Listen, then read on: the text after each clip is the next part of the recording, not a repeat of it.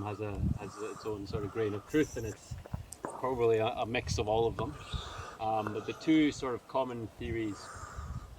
So the first one's a bit more old school.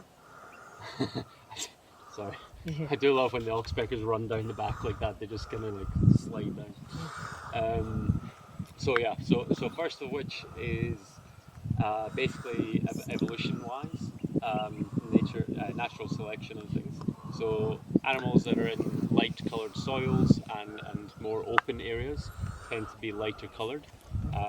Less shadow, less dark soils, natural selection. They often stand out getting to the light continues.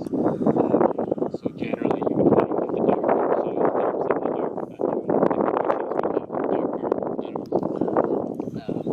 But back in the sort of early days of the big game hunting, so the great white hunter and that kind of thing, they basically smashed the population.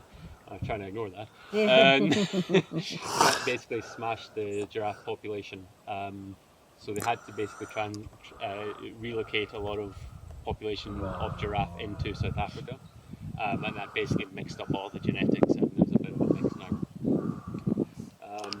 But more recently, they've been doing research into it to try and get a better sort of more scientific answer, as everything has to be scientific.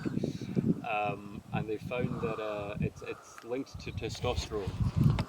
So the big males who are dominant and will be the sort of the biggest and most dominant one in the area tend to be darker. And also vice versa. So if they're darker, they tend to be sort of, it's a bit of both.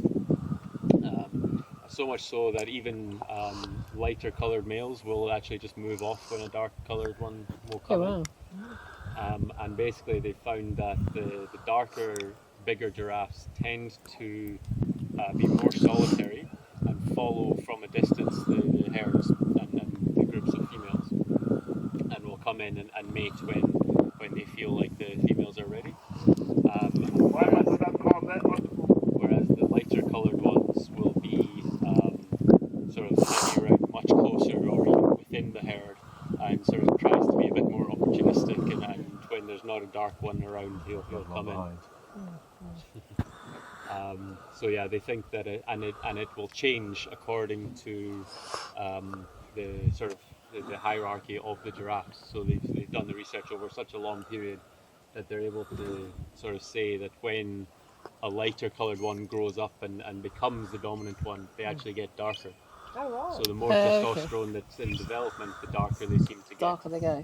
But it also goes both ways. So once the dark one has got a bit older and he's no longer the sort of prime specimen, they tend to fade and get lighter colour.